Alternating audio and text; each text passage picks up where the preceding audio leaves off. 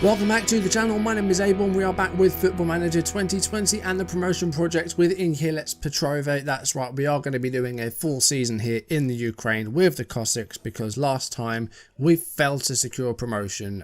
We ended the season with 2 0-0 draws, so that means that we didn't get the promotion we wanted, meaning we've got a full season with them now. So today we're going to go through the transfers that I've made pre-season, and we'll be playing our first game of the season, which is a home game against Bukovina.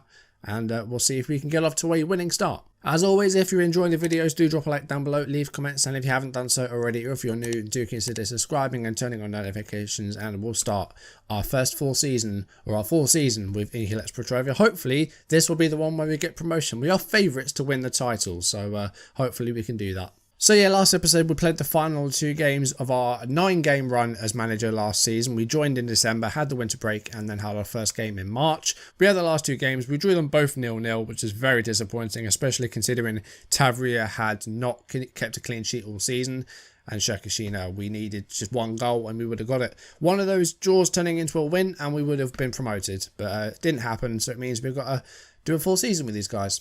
A couple of bits that I did want to look at that I didn't last time was the looking at the other teams. So looking at Inverness Caledonian Thistle, seeing how they did last season. Of course, we got the promotion, and then they got a 6th place finish, which is actually quite good. I'm quite impressed with that. We did sort of start them off and got to about December, so I think we'd played 11 games and we were 5th, so they've done pretty well.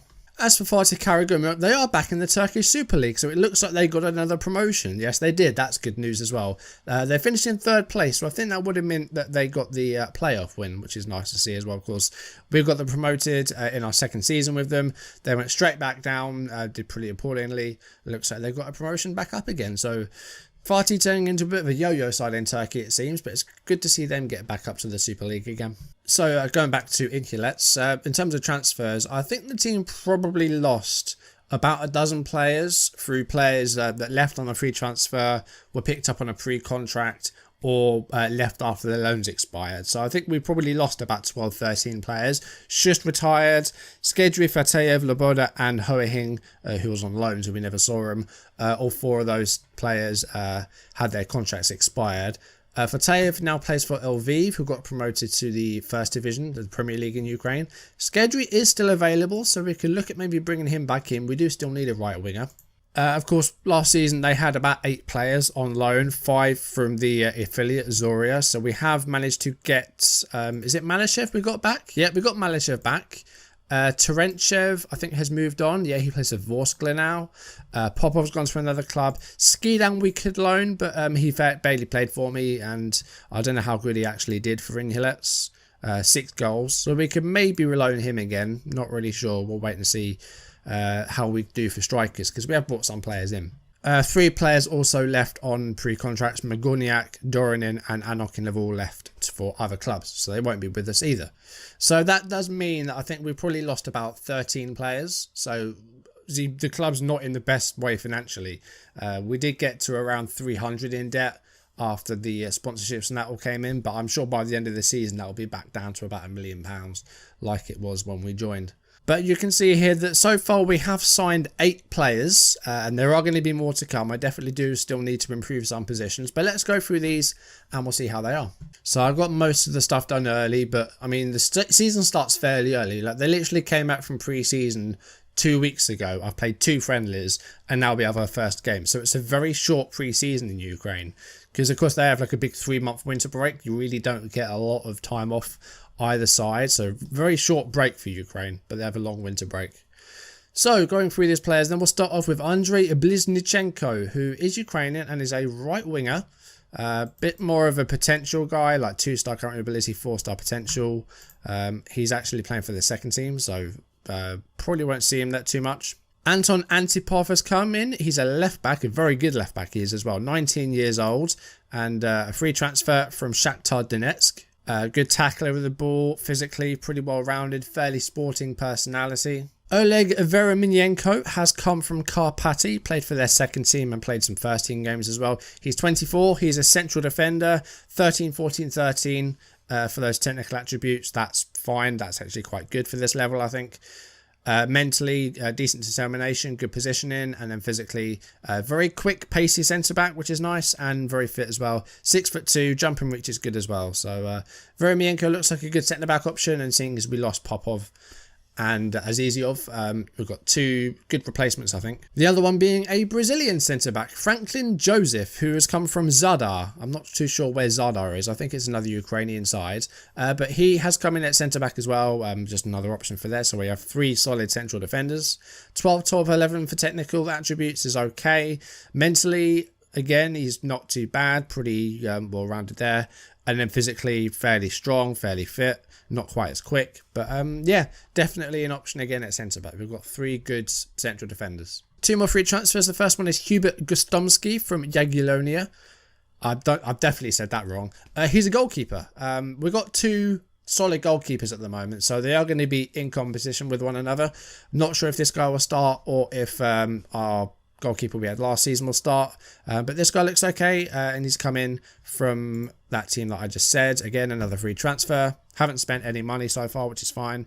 He looks okay. He, looks like a very capable goalkeeper. The last free transfer is Igor Karpenko, a centre forward, target man support.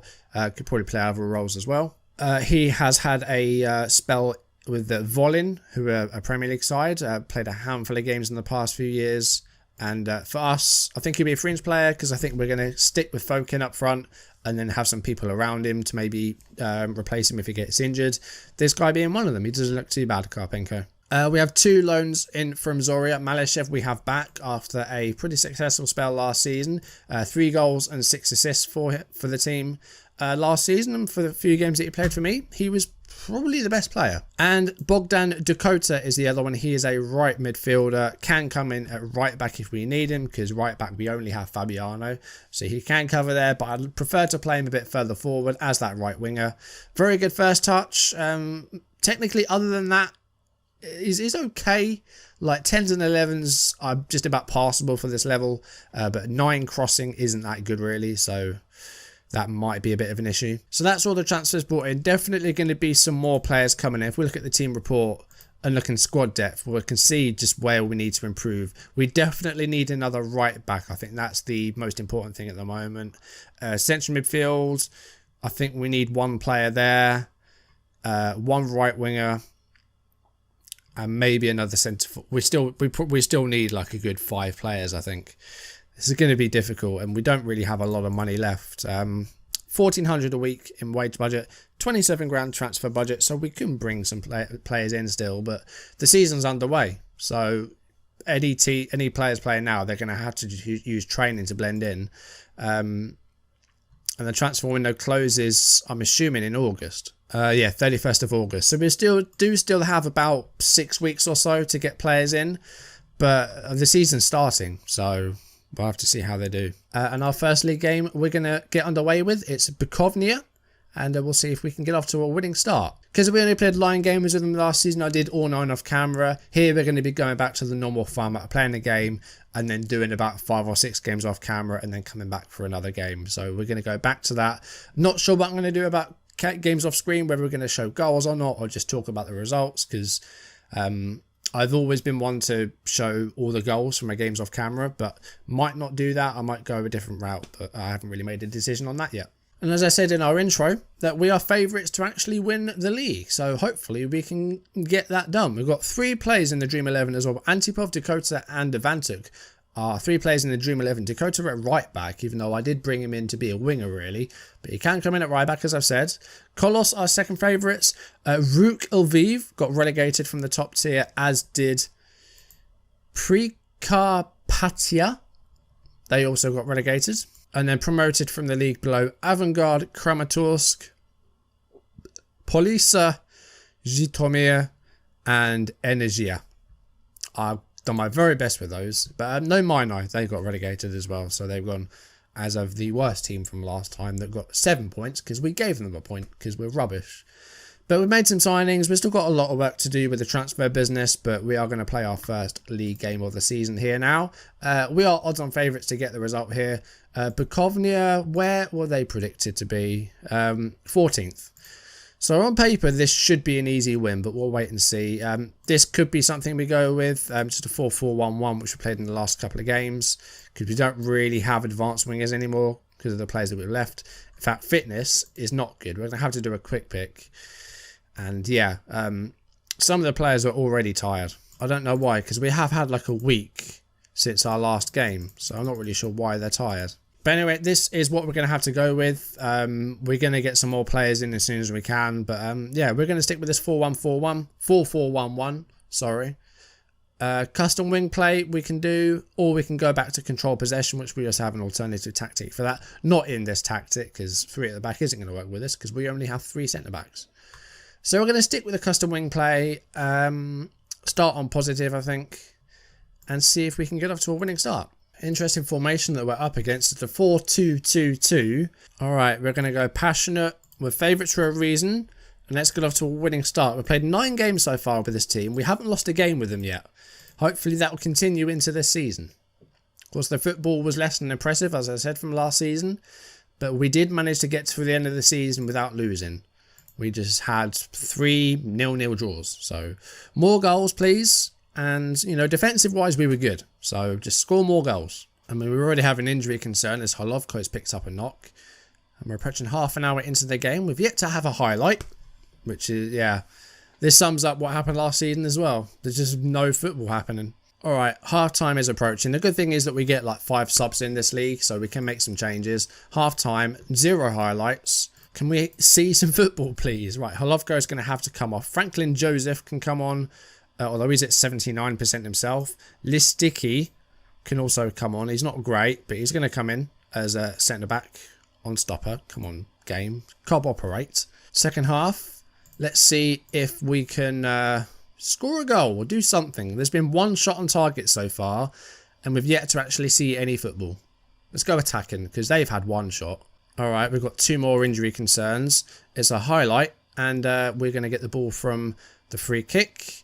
It's back with our goalkeeper, Gostomski, playing his first game. We did go with him in the end. Let's see if we can get a goal here. 68 minutes on the clock. We're seeing our first highlight here. It's Gottiski with the ball for them. I've said that wrong again, definitely. The pronunciation is going to be a complete mess, I know it. And we're seeing them in the possession at the moment. Can we get the ball off them? We can. We win the header, but give it straight back to them. It's Koshman. We need to make changes. We've got like 3 players that are carrying injuries at the moment. Kurenkov is one of them. So let's just get another striker alongside Fokin. We'll go 4-4-2. Karpenko's going to come on. We'll have him target man attack. Fokin as poacher. Dakota's going to come off. We'll have to move Tikachenko to the right and bring on Razvan Triff. This is a mess. This is actually a mess. The last thing we want is more injuries, because like we're struggling with the team as it is because we haven't got enough players. So injuries are like the worst thing that can happen. We've got like 3 knocks in this game. Malyshev. Ball out wide for Tikachenko. And this could be a goal here. We've got 69 minutes on the clock. And it's Fokin, but it's over. And we've got tired players in midfield as well. Meshki and Malyshev. Let's bring on Levchenko. Carrilero. We're going with this. Because it's like the best I can do at the moment, really. I can't really do anything more than this. Because we've got tired players. This is our 5th sub. We're going to have to leave things as they are. Fokin advance forwards. We're going to have another 0-0 draw. This is ridiculous. 5 minutes to go. Can we score goals in this game, please? Again, we were firm favourites for this game and we've done nothing. Although there's a highlight in stoppage time here. It's Poppy to Ponomarenko, all the way back to their goalkeeper. Moravsky to Popov. And we win the header with Triff. Malyshev. Come on. Score a goal. We're in a 2 minutes of stoppage time. It's Razvan Triff. Malyshev. No, sorry, it's Mikaitin. He goes for it, but it's not on target. Well, it's 95 minutes. It's another 0-0 draw. I think that's our 4th goalless draw in 10 games, and that's not good enough. Didn't create a single chance. Nothing happened in that game. I might as well have just not shown it. This is a joke. Like, this is actually a joke. We've scored 10 goals in our 10 games that we've had. So we're averaging a goal a game. We need to be doing better than this. We're favourites to get promoted and win the league this season. And at the moment, it doesn't look like we're going to do it. Dakota's only out for a couple of days. That's fine. But Holovko, centre-back, 2 to 3 weeks. Like the draw against Tavria at the end of last season actually got graded an F for that match because we drew 0-0, and we get an F for that one as well. We should have won that match and we didn't. Less than exciting football on offer. It's just boring. It's just boring football because we're not creating any chances. I'm frustrated with the team's profligacy in front of goal because we didn't score. 13 shots, 5 on target, no chances created. It's pretty abysmal. It's pretty rubbish. So we need to be much better. And I'm not sure how we'll do that. Maybe we need to set up differently and not go wing play. Maybe just go control possession. So we need to back up our ideas if we are going to have any chance of getting a promotion this season. We are favourites to do so, so I want to try and get it. So we are going to do 5 games off camera. Girnik, Balkani, Kolos, Farmer and Policia. And we're going to come back for Agro Business, which is a name and a half. I saw the name like I think early on in my time at the club. It's a cool name. We're going to take them on next time. Hopefully by that time we'll have some points under our belt. We'll have scored some goals and won some games, because that's 3 games now without a win. We are still unbeaten with the club, 10 games in, but we need to be winning some more and scoring some more goals. So we're going to attempt to do that off camera and see if we can put ourselves in a better place next time. And there's going to be some more signings to help us do that, because there's going to be probably 4 or 5 more players coming in as well. At least, so we'll have some more players to show you next time as well. For now, thank you very much for watching. If you enjoyed the video, drop a like down below, leave comments, and if you haven't done so already, or if you're new, then do consider subscribing and turning on notification. I'm sorry that in the past 2 videos there haven't been any goals, but I will try and amend that next time. We're going to score some goals next time, I promise. But that is going to do it for today's video. Thank you for watching, and I will see you soon. Goodbye.